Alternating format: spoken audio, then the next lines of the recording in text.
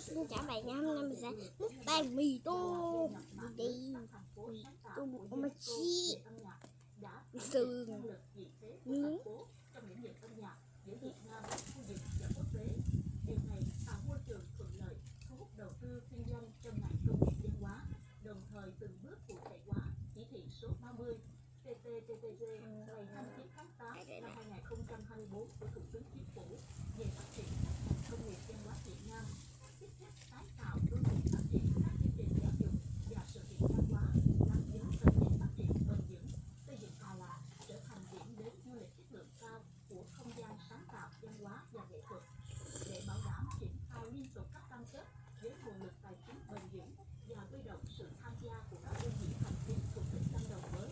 Sở Văn hóa Thể thao và Du lịch đề xuất Ủy ban nhân dân tỉnh chuyển giao các nhiệm vụ triển khai thành phố sáng tạo âm nhạc của UNESCO về Sở.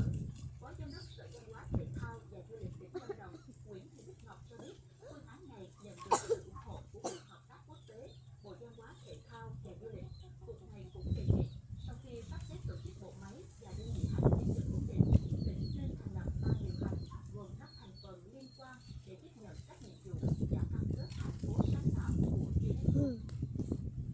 Sau khi UNESCO công nhận, Đà Lạt đã phối hợp triển khai nhiều chương trình sáng kiến theo cam kết khi gia nhập mạng lưới các thành phố sáng tạo của UNESCO. Thành phố xây dựng và vận hành website thành phố sáng tạo âm nhạc Đà Lạt, dalatcreativecity.com, tổ chức các đoàn tham gia các sự kiện sáng